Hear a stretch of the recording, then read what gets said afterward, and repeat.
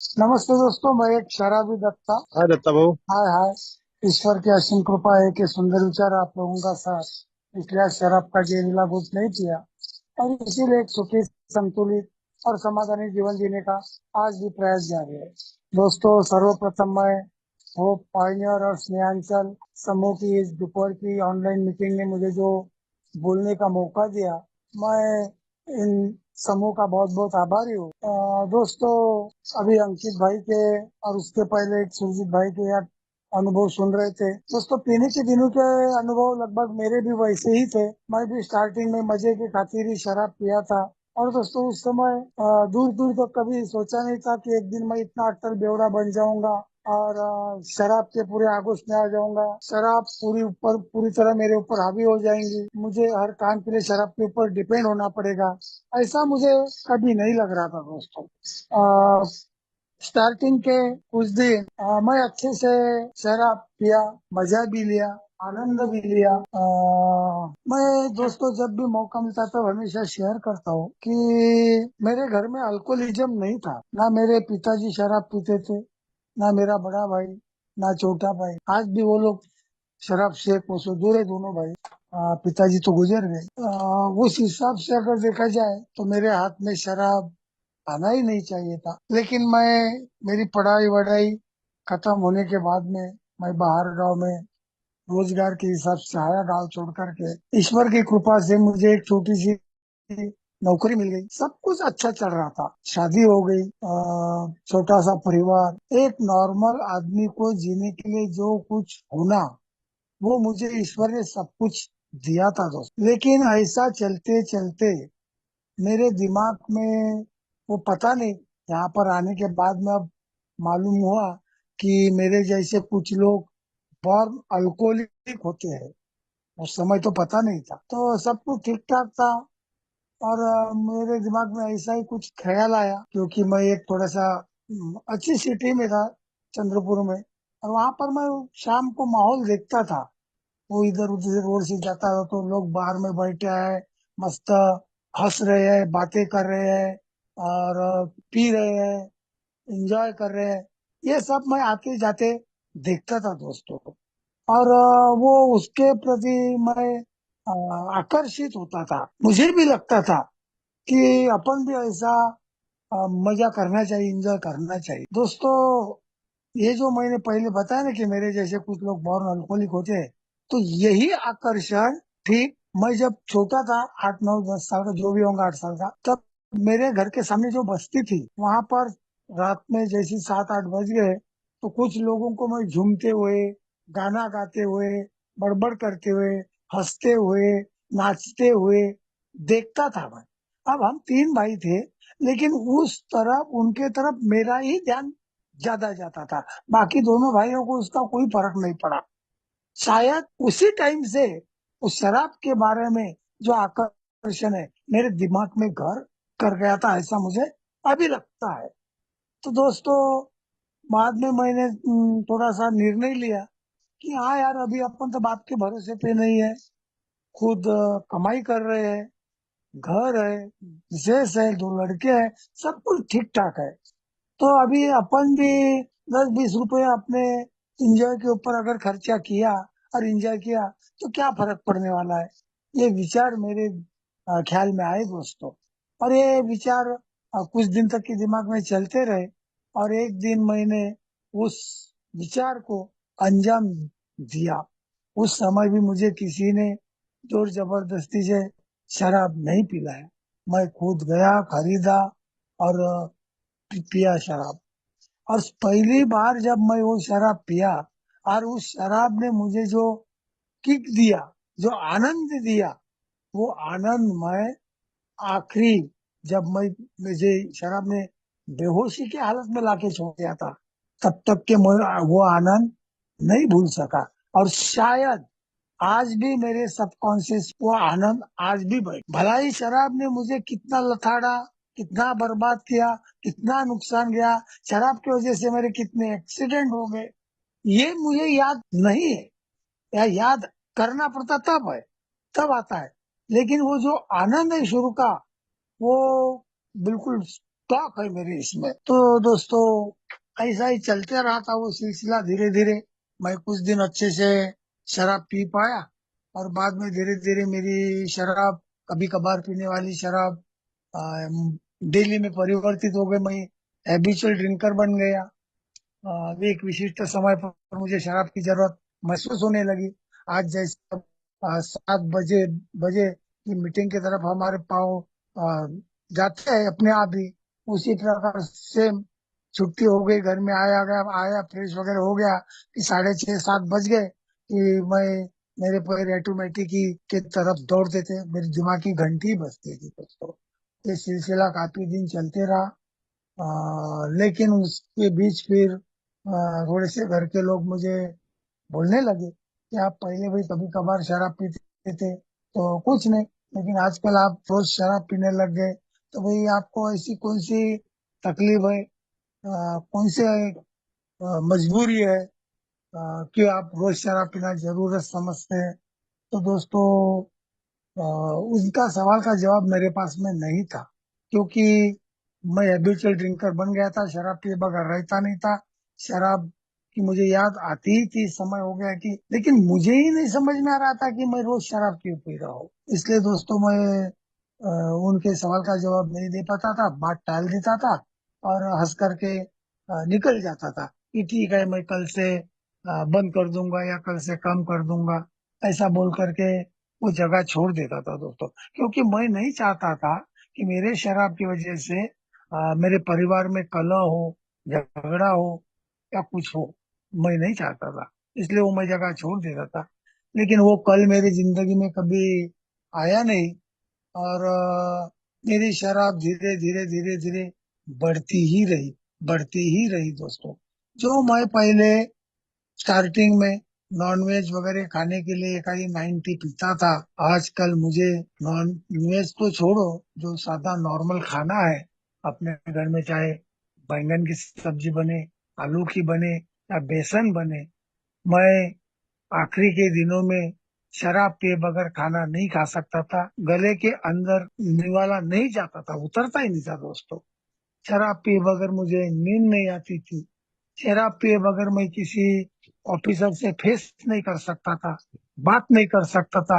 बिल्कुल पूरी तरह मैं हतबल हो गया था, यानी बिल्कुल हिम्मत ही नहीं थी। इतना डरपोक बना दिया था मुझे। शुरू शुरू में जो शराब ने मुझे डर से निकालने का काम किया, जो मैं नहीं कर सकता था वो करता था, लेकिन आखिरी के दिनों में मुझे और डरपोक बना दिया कि मैं शराब पिए बगैर कुछ भी काम नहीं कर सकता था। हर काम मुझे करना है तो पहले शराब पीना पड़ता था, तभी मैं उस काम को अंजाम देता था दोस्तों। ऐसी मेरी हालत हो गई थी। और जाहिर सी बात है, इतना लंबा समय मेरा शराबी जीवन रहा, लगभग 30 31 साल, क्योंकि उम्र के 27 साल में मैंने शराब स्टार्ट किया, और 57 साल तक के लगातार मैं शराब पीते रहा दोस्तों। आखिरी के दिनों में तो ये मैसेज मिलने के लगभग 10 12 साल पहले, वो रात की शराब कब दोपहर में और दोपहर की शराब कब सुबह में आ गई, मुझे पता ही नहीं लगा। मैं आखिरी के दिनों में 24 घंटे नशे में रहना चाहता था। मुझे बिल्कुल, हाँ एक बात है कि भलाई मैं 2 बजे उठ करके भाई शराब पिया होऊंगा या कुछ, वो बात मेरे साथ में नहीं घटी। लेकिन सुबह उठते ही नहा धो करके मैं घर से निकल जाता था, और बार कब खुलता इसकी रात चौक में देखते बैठ रहा था। जैसा ही बार का दरवाजा खुलता तो मैं दौड़ के ऊपर जाता था, वो ग्लास अपने हाथ से धोता था और काउंटर पर रखता था, और उस भैया को, जो भी काउंटर पर बैठते थे, उनको बोलता था कि भैया पहले आप मेरी एक नींब दे दो, बाद में आप झाड़ू लगाओ या अगरबत्ती लगाओ और कुछ भी करो। दोस्तों हमेशा का वो था, इसलिए वो कुछ बोलता नहीं था, शायद मन ही मन में आ, गाली देता होगा या कुछ करता होगा, लेकिन वो नींब मेरे काउंटर पर रख देता था। मैं आधी 90 जब पीता था तब मुझे अच्छा लगता था, और वो आधी 90 वहीं पर छोड़ करके मैं बाहर आता था, थोड़ा पेपर वेपर पढ़ता था, और फिर से जा करके 90 पीता था, और फिर घर जाता था, खाना खाता था, और फिर अपनी ड्यूटी पे, फील्ड ड्यूटी थी, निकल जाता था दोस्तों। ये एक दिन का नहीं, ये मेरा रोज का ही बन गया था, रोज का। और आखिरी के दिनों में दोस्तों, वो 8 साढ़े 8 बजे जो बार खुलता था, उस समय तक के रुकना भी मेरे लिए मुमकिन नहीं था। कहने का मतलब ये कि जैसे ही मेरी नींद खुली, मैं नहा धो के रेडी हो गया 7 बजे, कि बस मैं घर से बाहर निकल रहा था। और मेरे को कैसा तो भी बेचैन लगता था। जब तक के मेरे पेट में शराब, शरीर के अंदर शराब नहीं जाती, तब तक के वो बेचैनी, मैं बता भी नहीं सकता कि मुझे क्या हो रहा था। किसी का हाथ हलते थे, पांव हलते थे, ये होता, वैसा भी मेरे को कुछ नहीं होता था। लेकिन अंदर से कुछ तो भी अजूब ही गरीब हलचल होती थी। जब तक के मैं प्याक नहीं पीऊंगा, पहले 90 नहीं पीऊंगा, तब तक के वो हलचल बंद नहीं होती थी। और जैसे ही एक 90 पेट में गई, कि बस मुझे अच्छा लगता था दोस्तों। ऐसा लगता था कि अभी दुनिया की सारी ताकत मेरे में है, मैं हर कोई काम कर सकता हूँ, हर किसी से फेस कर सकता हूँ। ऐसा मुझे लगता था दोस्तों। ये बात बिल्कुल रोज की मेरी चालू थी। रोज ऐसा ही चालू था। और जाहिर सी बात है दोस्तों, इतना लंबा शराब पीने की वजह से आखिरी के दिनों में मेरे आंखों के सामने मेरी अस्त व्यस्तता, बर्बादी, नुकसान, एक्सीडेंट, ये सब कुछ मेरे आंखों के सामने हो रहे थे। मेरे जो हितचिंतक थे, घर के लोग तो बोल बोल के थक गए थे। उन्होंने अपने तरह से जो मेरी शराब छुड़ाने के जो प्रयास करना था, वो कर किए थे उन्होंने। शायद खाने में कुछ दवा वगैरह मिलाना, ये करना वो करना, वो सब किए थे।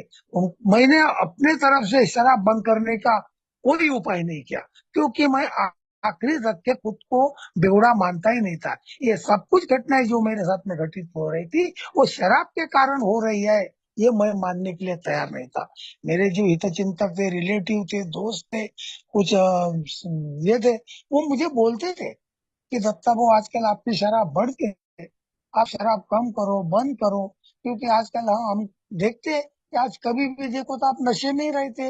आप यहाँ से टू व्हीलर से 18-20 किलोमीटर हाईवे से अप डाउन करते, आपके साथ में कभी भी कोई दुर्घटना, कोई हादसा लगता है, इसलिए आप शराब बंद करो। वो मुझे बोलते थे, समझाते, अच्छा वो समझाते थे तब मैं उनका विरोध करता था, ऐसा नहीं, क्योंकि मेरा स्वभाव ही वैसा था कि नहीं, मैं नहीं करता था विरोध। लेकिन मनोमन उनके विचारों का मैं खंडन करता था। मैं मनोमन ये बोलता था कि यार आप मेरे को क्या समझाएंगे, मैं अभी 2 बच्चे का बाप हूँ, मेरी नौकरी बराबर चल रही है, घर में खाने पीना सब कुछ ठीक ठाक है, और मैं थोड़ी सी अगर पीता हूँ तो क्या फर्क पड़ रहा, ऐसा मैं अंदर ही अंदर बोलता था। और वो कब वहां से भाषण देना छोड़ के निकल जाता है और कब मैं पैक करने जाता हूँ, ऐसा ही मेरे मन में चल रहा था दोस्तों। और वैसा ही मैं करता था। एक कान से उनका आवाज सुनता था और दूसरे कान से छोड़ देता था। उनके कहने का असर कभी मेरे ऊपर नहीं हुआ, और ऐसा ही चलता रहा। वही मेरे एक्सीडेंट हो गए, वो तो ईश्वर की कृपा, क्योंकि मेरे बारे में ईश्वर का जो नियोजन है वो कुछ अलग ही होगा। इसीलिए इतने खतरनाक 2 एक्सीडेंट, 3 एक्सीडेंट इतने खतरनाक मेरे हो गए कि बिल्कुल ऑन स्पॉट मुझे खत्म होना चाहिए था, ऐसे एक्सीडेंट हो गए। लेकिन ईश्वर की कृपा, जो मैं कभी भी ये में आने तक के ईश्वर को नहीं मानता था। भलाई मैं नास्तिक नहीं था, लेकिन मैं नहीं मानता था ईश्वर। मुझे ऐसा ही लगता था पीने के बाद में कि मैं खुद ही ईश्वर हूँ। मैं जाता हूँ, मैं नौकरी करता हूँ, मैं कमाता हूँ, मैं लाता हूँ, मैं घर वालों को खिलाता हूँ, यानी सब जगह पे मैं, ये मेरा मैं का ही नारा था दोस्तों। मैं नहीं मानता था ईश्वर को। लेकिन ईश्वर अभी समझ में आ रहा है यहाँ आने के बाद में कि हाँ, मैं भला ही मैं करता था, मैं नहीं मानता था, लेकिन ईश्वर मेरे साथ में उस समय भी काम करता था। तभी तो ईश्वर ने मुझे इतने सारे मुसीबतों से बचा के रखा, और वो भी सिंगल पीस। इतने सारे एक्सीडेंट होने के बावजूद भी मेरी ना एक पैर की हड्डी टूटी, ना हाथ की हड्डी टूटी, ना मुझे हॉस्पिटलाइज होना, हाँ थोड़ा खरोच खरोच आया होगा, थोड़ा सा फूट फाट, गए दवाखाने में, बैंडेज बैंडेज किए, इंजेक्शन लगा लिया और आ गया, ऐसे हुआ होगा। लेकिन शराब के कारण मैं एडमिट हुआ वही, और यह दवाखाने में एडमिट रहा, ऐसा दोस्तों मेरे पे ईश्वर ने मौका नहीं आने दिया। ये लाख लाख ईश्वर का शुक्रिया है दोस्तों। मैं या उम्र के 57वें साल में मुझे एक सुंदर मैसेज मिला, मैं यहाँ पर आया। मैसेज भी दोस्तों, जैसे अभी हम ट्वेल्व स्टेप के लिए वगैरह जाते हैं, ऐसे मेरे तरफ कोई आए नहीं। मेरे घर में एक किराएदार था, और वो सुबह रोज मॉर्निंग वॉक को जाता था, और उधर से देसी पी करके आता था। ये रोज का उसका कार्यक्रम था। लेकिन मैं कुछ दिनों से देख रहा था कि वो उनके मिसेज के साथ में कहीं तो भी जा रहे हैं, और अभी आजकल दारू नहीं पी रहे। तो उनके तरफ देखते हुए मैं थोड़ा आकर्षित हो गया। तो मैंने उनको एक दो बार पूछा कि भाई आप सुबह सुबह कहाँ जाते हैं। तो उन्होंने मुझे बताया कि नहीं, ऐसा एक स्कूल है, और वहाँ 1 घंटा क्लास चलता है, और वहां पर हम जाते हैं। तो दोस्तों, 2-3 बार मैंने पूछा, और फिर एक बार अ, मेरे को लगा कि वो भाई सीधा साधा आदमी है, और वो जहां भी जाता है, बाद में 2-4 दिन उनकी मिसेज गई, और फिर वो अकेले जाता था। तो मुझे ऐसा लगा कि ये जहां भी जाता है, वहां के लोग कुछ इसको फंसाएंगे तो नहीं, पहले शुरू शुरू में कुछ लालच दे करके बाद में लुबाड़ मुक्त तो नहीं करेंगे, इससे पैसे वैसे तो नहीं हटेंगे। ऐसा कुछ तो भी मुझे लगा। और मैं अपने आप को खुद को बहुत होशियार, बहुत चतुर चालाक समझता था। और इसीलिए कि ऐसा अगर ये कुछ मुसीबत में फंसा होगा, तो अपन जाएंगे और अपने होशियारी से उसको वहां से निकाल करके लाएंगे। इस हिसाब से मैं उनके साथ में जाने के लिए तैयार हुआ, और मैं मीटिंग में गया दोस्तों। मैं दारू से दूर होने के लिए, शराब छोड़ने के लिए मीटिंग में बिल्कुल नहीं आया था। उनके साथ में मीटिंग में आया, बैठा, और बैठने के बाद में जब मीटिंग मीटिंग हुई, तो मेरे समझ में कुछ आई नहीं। लेकिन आफ्टर मीटिंग जब चाय वाय पीने के समय, नहीं, सुबह समूह की मैंने पहले मीटिंग किया था, जब चाय पीने के समय कोई सदस्य आ रहा था, पीठ पर हाथ घुमा रहा था, कोई सदस्य कंधे पर हाथ रख रहा था, कोई गले लगा रहा था, और बोले, दत्ता भाऊ, आपकी थोड़ी सी भी अगर शराब से दूर होने की इच्छा होंगी, तो इससे दूसरी कोई अच्छी जगह हो ही नहीं सकती। आप आते रहो, हमारा अच्छा हुआ, आपका भी अच्छा हुआ। ये जो प्यार है, और ये एक मेंबर ने, एक सभासद ने, जो मुझसे मिल रहा था, वो हाथ मिला रहा था, और यही बातें बोल रहा था दोस्तों। और कोई जिसको मैं कभी पहले ना देखा, ना पहचान, ना दोस्त, ना रिलेशन, ना कुछ, सब अनजान मेरे लिए। वहां पर कोई मेरे पहचान का नहीं, लेकिन सभी तो वैसे ही बोल रहे थे। तो मेरे दिमाग में ऐसा कुछ तो भी लगा कि हाँ यार, ये शराब वराब तो दूर की बात है, लेकिन इस मीटिंग में कुछ तो भी अपने लायक है। यहाँ से अपने को कुछ तो भी अच्छा मिल सकता है। ये मेरे को थोड़ा क्लिक हुआ, और इसीलिए मैं दूसरे दिन भी न चाहते हुए मीटिंग में आया। आते रहा, आते रहा, आते रहा दोस्तों। लेकिन क्योंकि मेरी विलिंगनेस ही नहीं थी, इच्छा ही नहीं थी कि शराब से दूर हूं, इसलिए मुझे यहाँ आने के बाद में भी शराब से दूर होने के लिए थोड़ा समय लगा।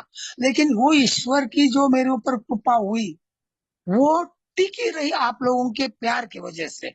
मैं यहाँ पर आते रहा, भला कुछ दिन मैं पीते रहा, लेकिन मैं यहाँ आते रहा। ये सिर्फ और सिर्फ ईश्वर की कृपा। और यहाँ आते रहने के वजह से, जो मैं पीने के दिनों में किसी की नहीं सुनता था, मतलब एक कान से सुनता था और दूसरे कान से छोड़ देता था, लेकिन यहाँ पहली बार मैं सुनने की प्रक्रिया में आया। मैं बैठे बैठे आप लोगों के अनुभव कुछ दिनों के बाद में अच्छे से कान खुले रख करके सुनने लगा। और सुनने की वजह से क्या हो गया, आप लोगों के अनुभव, मैं जो पहले यहाँ आए बराबर जो तुलना करता था पीछे बैठे बैठे, कि नहीं, इसके हेमंत भाई के साथ में जो हुआ, या सुगत भाई के साथ में जो हुआ, वीरेंद्र भाई के साथ में जो हुआ, वो मेरे साथ में नहीं हुआ। मेरी बीवी नहीं गई, मेरी नौकरी नहीं गई, मैंने कभी भीख मांग करके शराब नहीं पिया। ऐसा ही लग रहा था मुझे। ये मैं तुलना करता था आप लोगों के अनुभव में और मेरे अनुभव में। लेकिन जब मैं सुनने की प्रक्रिया में आया, तब आपके अनुभव में और मेरे अनुभव में क्या समानता है, मैंने तुलना करना बंद कर दिया और समानता ढूंढने लगा। अब जब समानता ढूंढने लगा, तब मुझे पता लगा कि ये डाय से जो भाई साहब बोल रहे हैं, वो बिल्कुल 100% सच बात है। क्योंकि मैं भी वैसा ही था, मैं भी वैसा ही हूँ। मैं कई बार न चाहते हुए शराब पीता था, ये बात मेरे दिमाग में आ गई। और शराब पीने के बाद में कुछ हरकतें ऐसी है जो मैं नहीं करना चाहता था, लेकिन करता था। ये बात मेरे समझ में आई और मैंने स्वीकार किया कि हाँ, ये बिल्कुल 100% बात है। मैं मानू या ना मानू, मेरे मानने से नहीं मानने से कुछ होने वाला नहीं है, लेकिन मैं बेवड़ा था, बेवड़ा हूँ और आखिरी तक के बेवड़ा रहूंगा। ये मैंने स्वीकार किया दोस्तों। क्यों क्यों स्वीकार किया? कि जब मैं आपके अनुभव में खुद को झांकने लगा, तब मुझे पता चला कि हाँ यार, ये बात बिल्कुल सही है। मैं तो 12-15 साल पहले ही बेवड़ा बन चुका, क्योंकि शराब कोई सुबह दोपहर पीने की चीज तो है ही नहीं। मैं तो आखिरी के दिनों में पीने लग गया था। सुबह बाहर खुलने की राह नहीं देख सकता था तो देसी पीने लग गया था। दोपहर में फील्ड में नौकरी के लिए जाता था, वहाँ महुआ अवेलेबल रहती थी, वहाँ महुआ पीता था। उधर से आने के बाद में फिर भी समाधान नहीं होता था तो इंग्लिश पीता था। यानी एक ही दिन में मैं देसी, महुआ, इंग्लिश, ये तीनों टाइप की शराब पीता था। यानी भगवान ने मुझे इतना अच्छा शरीर दिया है, लेकिन इस शरीर को, इस पेट को मैंने एक तरह का गटार बना लिया था। गटार में जिस प्रकार का हर प्रकार का पानी समा जाता है, चाहे वो कपड़े धोने का रहे, बर्तन धोने का रहे, नहाने का रहे, संडास का रहे या कुछ भी रहे, उसी प्रकार मैंने भी अपने पेट को बनाया था, बना दिया। मैं कोई सिर्फ और सिर्फ मेरी नशा की पूर्तता कैसी हो, एकमात्र उद्देश्य मेरा मैं रह चुका था। सभी जानते हैं, जो भी भट्टी वट्टी में गए होंगे, मैं भी गया। कंटिन्यू 3 साल मैं सुबह देसी गया, कंटिन्यू 3 साल। और भट्टी पर जाकर के वो टाकी धुई रही थी, नहीं धुई रही थी, वो पानी, वहां का माहौल, और वो कैसा, अच्छा आदमी, नॉर्मल आदमी वहां पर रूमाल लगा के भी नहीं जा सकता, लेकिन मैं तो जाता था और गटाक से पीता था। ये ऐसी हालत मैंने अपनी बना लिया था दोस्तों। लेकिन यहाँ आया और आप लोगों के अनुभव से मैंने मान लिया कि हाँ, ये बात बिल्कुल 100% सही है कि मैं आखिरी के दिनों में जिस तरीके से, जिस पैटर्न में शराब पी रहा था, वो इस बीमारी में, मद्यपान एक रोग जो बीमारी है, इस बीमारी के फंसने के कारण ही ये सब मेरे साथ हो रहा था। ये मैंने मान लिया दोस्तों। मैंने हार मान लिया शराब के सामने कि हाँ, मैं अब शराब के सामने हतबल हूँ, मैं शराब नहीं पी सकता। ये मैंने मान लिया दोस्तों। क्यों मान लिया? क्योंकि मेरे ही खुद के अनुभव थे। मैं एकदम से पहले ही दिन और दूसरे ही दिन या तीसरे दिन सुबह शराब नहीं पिया। एक नीप मैं खरीद करके लाता था शुरू के दिनों में, तो उसमें से सिर्फ एक 60 ml पीता था वो नीप में से। और कई महीने, दिन नहीं, कई महीने वो नींव वैसे की वैसी एक कोने में पड़ी रहती थी, उसके ऊपर धूल जम जाती थी, लेकिन उसके तरफ मेरा ध्यान नहीं जाता। बाद में कभी 4 महीने, 5 महीने में, 6 महीने में एक आधी बार याद आती थी, तब उसमें से फिर एक 60 पीता था, फिर वैसे ही वो कोने में पड़ी रहती थी। लेकिन ऐसा आखिरी में क्या हुआ? आखिर में ऐसा क्यों हुआ कि मुझे सुबह, दोपहर, शाम, तीनों समय शराब, शराब पीने का कोई लिमिट नहीं, कोई कुछ ठिकाना ही नहीं रह गया था, सिर्फ और सिर्फ नशा। ऐसा क्यों हुआ? तो यहाँ पर जो अभी टॉपिक है, ये निरंतर बढ़ते जाने वाली बीमारी, ये दोस्तों मेरे साथ में काम कर गई। मैं ये बीमारी में फंसने के लिए, या आखिरी के दिन में दिन रात शराब पीने के लिए, या 24 घंटे नशे में रहने के लिए, मैंने पहली बार शराब नहीं पिया था। मजे के खातिर ही शराब पिया था, इंजॉय करने के लिए शराब पिया था, कि शराब पीने के वही बाद में न होने काल वाले काम कर सकता हूँ, हो सकते हैं, ये सोच मेरी थी, इसलिए मैंने शराब पिया था। लेकिन नहीं, धीरे धीरे धीरे धीरे धीरे धीरे, जैसी कोई एक आधी बीमारी है जो बढ़ते जाती, बढ़ते जाती, बढ़ती थी, पहली स्टेप, दूसरी स्टेप, तीसरी स्टेप, और आखिरी के स्टेप तक के मैं आ चुका था, जहां से निकलना मुश्किल ही नहीं, नामुमकिन था। नहीं था दोस्तों। क्यों? क्योंकि यहाँ पर अभी आने के बाद में पता चला कि हाँ, ये बीमारी जिसको होती है, उसको खुद को ही पता नहीं होता कि मैं इस बीमारी में फंस चुका हूँ। बाकी सब लोगों को, जनता को दिखता है कि दत्ता बहु आजकल 24 घंटे का बेवड़ा बन चुका है करके, और ये अगर नहीं सुधरा, अगर इसने नहीं बंद किया, तो ये बहुत कम दिनों का मेहमान है, ये वो लोग समझते हैं। लेकिन मैं नहीं समझता था कि मैं इस बीमारी के चपेट में आ गया, मेरे को इस बीमारी लग गई है। ये मैं नहीं मानता था दोस्तों। और शायद इसीलिए मैं इतना शराब पीने के बावजूद भी खुद को शराबी नहीं मान रहा। लेकिन असीम ईश्वर की कृपा हुई, मैं यहाँ पर आया। और आने के बाद में आप लोगों के अनुभव से, आप लोगों जहाँ पर जो अनुभवी सदस्य वगैरह रोज ही यहाँ पर नागपुर में हम रहने वाले जो भी लोग हैं वो खुश नसीब है कि हमको सुबह दोपहर शाम तीनों समय बढ़िया फिजिकल मीटिंग मिलती है। लॉकडाउन के समय ऑनलाइन भी मीटिंग सुबह भी मिलती थी, दोपहर में भी मिलती थी, चार चार पांच पांच टाइम जब भी मोबाइल खोलो एंड्रॉइड मोबाइल तो वो मीटिंग चालू ही रहती। यहाँ पर मैं आया और रेगुलर मीटिंग करने लगा। और रेगुलर मीटिंग करने के बाद में जो अनुभवी सदस्य है उनके अनुभव के माध्यम से मुझे पता चला कि हाँ, मैं इस बीमारी में फंस चुका हूँ और इस बीमारी के आखिरी स्टेप पे मैं आ सकता हूँ। अभी अगर मैं नहीं रुका यहाँ पर तो मेरा अंतिम पड़ाव यहाँ पर बताया जाता है। अगर मैं यहाँ जिस स्थिति में आया उस परिस्थिति में अगर नहीं रुका तो इसके दो ही स्टेशन है, एक तो पागलपन या अकाली मौत। यहाँ पर अनुभवी सदस्यों के अनुभव से मैंने वो जाना, माना, और इसीलिए फिर मैंने स्वीकार किया। और मैंने स्वीकार क्या किया कि हाँ, ये अभी मैं पूरी तरह इस शराब मध्यपास नाम की बीमारी में के आगोश में आ चुका हूँ। अभी मैं इस बीमारी से कभी भी बाहर नहीं निकल सकता क्योंकि ये निरंतर बढ़ने वाली बीमारी है। ये क्यूरेबल बीमारी नहीं, दुरुस्त होने वाली बीमारी नहीं है। लेकिन यहाँ एक दिन के हिसाब से इस बीमारी को अरेस्ट करके रख सकते हैं। यहाँ ये भी पता लगा। तो दोस्तों मैं यहाँ रुक गया, ये में आया रुक गया क्योंकि यहाँ पर जैसी जैसी रोज फिजिकल मीटिंग में कुछ व्यक्तिगत अनुभव होने के बाद में तो जिस बीमारी के ऊपर कई सारे स्लोगन है।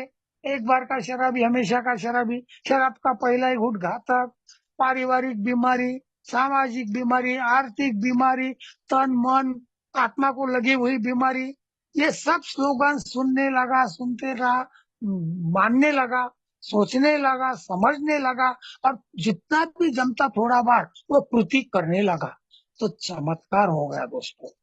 जो मैं पीने के दिनों में शुरू शुरू में जो मेरी विल पावर स्ट्रांग था शुरू के दिनों में, और जब कोई मुझे बोलता था कि दत्ता बाबू आजकल तुम्हारी शराब बढ़ गई है, तब मैं अपने विल पावर पर दोस्तों महीना, 2 महीने, 3 3 महीने शराब से दूर रहता था। लेकिन उस समय मेरी कंडीशन रही कि नहीं, अब ये लोग बोल रहे आज से मैं अभी 3 महीने शराब नहीं पीऊंगा। शराब सही में नहीं पीता था, लेकिन आज अगर 1 तारीख को मैंने शराब बंद किया तो अगले 90 दिन कब आते वो मेरी गिनती चालू रहती थी। 2 दिन हो गए, 18 दिन हो गए, 32 दिन हो गए, 68 दिन हो गए, 88 दिन हो गए और 90 दिन हो गए। यानी मैं शराब नहीं पीता था, लेकिन शराब के विचार 90 दिन पूरी तरह पहले दिन से आखिरी दिन तक के वो मेरे दिमाग में चलते रहते थे। इसीलिए शायद यहाँ पर बताया कि ये शरीर के साथ साथ मेरे मन को लगी हुई बीमारी है। यहाँ तक नहीं रुकती, यहाँ पर बताते ये मेरे आत्मा को भी ग्रसित करती है। या इसलिए बोलते हैं ना, यहाँ तीसरा जो पार्ट बताया नैतिकता का अधपतन, जो दिखता नहीं, जो दिखता नहीं लेकिन अनजाने में जो मैं करना नहीं चाहता था वो मैं करता था, मेरे हाथ से हो जाती थी ऐसी बातें। मैं नहीं चाहता था कि मेरे शराब के कारण मेरे परिवार के लोग दुखी हो, मेरे शराब के कारण उनको कोई कष्ट हो, मेरे शराब के कारण मेरे बच्चों का पढ़ाई ये हो। ऐसा मैं नहीं चाहता था। मेरे शराब के कारण मुझे कोई बोले टोके मेरे रिलेटिव, ये मैं नहीं चाहता था। लेकिन ये सब कुछ हो रहा था मेरे साथ में, ये होने के बावजूद भी मैं मानता नहीं था। ये सब यहाँ आने के बाद में दोस्तों जो एक एक दिन के हिसाब से सही में यहाँ पर बोलते हैं कि मिरेकल होता है, चमत्कार होता है। अब चमत्कार बोले तो कोई ये में आया और जादू की कांडी घुमाई और हो गया, ऐसा तो नहीं। यहाँ पर बताया गया है कि अगर मुझे इससे दूर होना है तो मेरी अक्कल होशियारी बाहर रखना पड़ेगा, क्योंकि मैं मन में जो जी रहा था, मैं अपने मन से जब कर रहा था, तो मैं अपने जिंदगी को, अपनी सभी परिस्थिति को बर्बादी करके आया। इसलिए यहाँ पर बताया कि अभी जो 12 कदमों का बहुत बढ़िया जो सुझाव के तौर पर भलाई दिया है, सुझाव करो या ना करो, लेकिन मुझे शराब छोड़ने का प्रॉब्लम मेरा पहले भी नहीं था ना। मैंने अभी बताया कि मैं महीना 2 महीना 3 महीने शराब से दूर रहता था। शराब छोड़ना मेरा प्रॉब्लम नहीं था। मेरा प्रॉब्लम है छोड़े हुए शराब को छोड़ के रखना।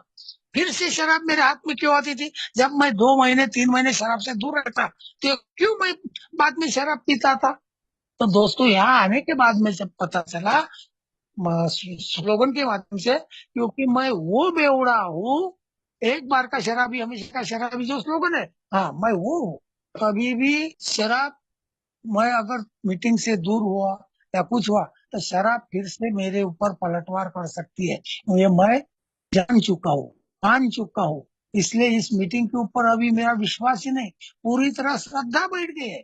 इसलिए यहाँ पर आते रहता हूँ। और यहाँ पर जैसे बोलते हैं, ये जैसे निरंतर बढ़ने वाली बीमारी है, वैसे ये कभी भी दुरुस्त ना होने वाली बीमारी है। क्यों? कि यहाँ आने के बाद में पता चला कि शराब तो एक सिंबल है। असली जो बीमारी है वो मेरे शरीर के अंदर है, जो मेरे चारित्रिक दोष है, जो मेरे कैरेक्टर डिफेक्ट है, उसको लगी हुई ये बीमारी है। ये समझ में आया। अब सारा यहाँ पर शुरू शुरू में तो लगा, अभी इतने दिन हो गए, एक दिन सबसे शराब से दूर है, ऐसे वैसे, और अभी ये लोग बोल रहे हैं कि अभी ये 12 कदम भी करना पड़ेगा। भलाई सुझाव के तौर पर दिया है, लेकिन करना पड़ेगा। तो दोस्तों, जैसे जैसे आते रहा, सुनते रहा, मानते रहा, और अनुभव लोगों के सुनते रहा कि कोई 2 साल के बाद में फिर से शराब पिया, कोई 4 साल के बाद में फिर से शराब पिया, कोई 10 साल के बाद में शराब पिया, उसके बाद में कोई मीटिंग में वापस आया और कोई आया ही नहीं, भगवान को प्यारा हो गया या रास्ते पर पगले जैसा घूमते रहा। ये भी अनुभव यहाँ पर रोज आने के वजह से सुनने को मिले। ये क्यों होता है? क्योंकि ये जो बीमारी बताई गई है, जैसे बढ़ने वाली बीमारी है, वैसे ये कभी भी खत्म ना होने वाली बीमारी है। इसलिए यहाँ पर शराब से दूर होने के बाद यहाँ पर बोलते हैं कि असली कार्यक्रम ये का शराब बनने के बाद में चालू होता है। जब मैं 12 कदमों पर स्पॉन्सर के साथ में बैठकर काम करता हूँ, अपने आप को ढूंढता हूँ, अपने अंदर का जब जो कचरा है वो लिखता हूँ, बारीक सारीक बातें लिखता हूँ, स्पॉन्सर के सामने, भगवान के सामने बैठकर तो वो कबूल करता हूँ, तब धीरे धीरे धीरे वो मेरे अंदर का डर निकलते जाता है। लेकिन यहाँ पर बताया जाता है कि ये पलटवार करने वाली भी बीमारी है। मैंने ये सब कुछ कर लिया और अभी मैं निश्चिंत हो गया, ऐसा नहीं है। ऐसा नहीं है, बिल्कुल नहीं है दोस्तों। ये भी हम देखते हैं ना। अब जब भी सुबह भाई ने एग्जाम्पल दिया कि आज भी हम जब रास्ते में जाते हैं, कहीं जाते हैं, तो विजय का ऐसे जिनको 38 साल 40 साल हो गए, वो आज भी रोज मीटिंग में आते हैं। क्यों मीटिंग में आते हैं? उनको क्या जरूरत है? वो तो आज 38 40 साल से शराब से दूर है। वो तो घर में बैठे रहते, रह के बढ़िया इंजॉय कर सकते, मजा कर सकते, ये कर सकते। लेकिन वो आज भी क्यों मीटिंग में आते हैं? उन पर से अनुमान लगता है, अंदाज लगता है कि उनको मीटिंग की कितनी अहमियत। तो हम भी दोस्तों सोचे, मैं भी ये बात सोचता हूँ कि नहीं, मेरे को कितने दिन हो गए शराब पे रहकर, ये कोई मायने नहीं रखता। कि आज के दिन अगर इस शराब के जरिए से भूख से बचना है, तो मुझे रोज मीटिंग में आना ही पड़ेगा। अपनी अक्कल होशियारी इस दरवाजे के बाहर रख करके ये का कार्यक्रम क्या कहता है, ये अनुभवी सदस्य क्या कहते हैं, उसके ऊपर अमल करना पड़ेगा, कृति करना पड़ेगा। तभी मैं एक दिन के हिसाब से शराब से दूर रह सकता हूँ। ये पक्के मैंने गांठ बांध लिया दोस्तों। और ये भी गांठ बांध लिया कि मैं एक बार का शराबी हमेशा का शराबी हूँ। मैं शराबी बेवड़ा था, बेवड़ा हूँ, और आखिरी मरते दम तक के बेवड़ा रहने वाला हूँ। ये भी मैंने गांठ बांध लिया। ये मेरे मन में ऐसी फिट बैठ गई अभी कि नहीं, अगर दत्ता तेरे को शराब से बचना है और एक अच्छा जीवन जीना है तो तुझे ये का कार्यक्रम दिया है, कोई पहाड़ उठाना नहीं है। मेरे को अपने हिसाब से अपना ही तो गुण दोष देखना है। ऐसा नहीं कि मैं पूरी तरह बुरा हूँ, मेरा अंदर अच्छे भी गुण है, उनको भी मुझे देखना है। जो गलत है वो भी मुझे देखना है, और वो सब मुझे लिखना है। पारा पारी का कार्यक्रम बोल तो कोई इतना ये नहीं है, लेकिन मैं करने तो लगू, पहले शुरुआत तो करूं। मैं पहले ही, मेरे कुछ लोग पहले ही डर जाते, मैं नहीं। कई दिनों तक के मेरा ये पहला बर्थडे हो गया, दूसरा बर्थडे हो गया, और मैं धीरे धीरे आते रहा, और मैं स्पॉन्सर ही नहीं किया था। बोलता जरूर था, कई अनुभवी सदस्यों के साथ में शेयर करता था कि मैंने स्पॉन्सर नहीं किया, स्पॉन्सर नहीं किया।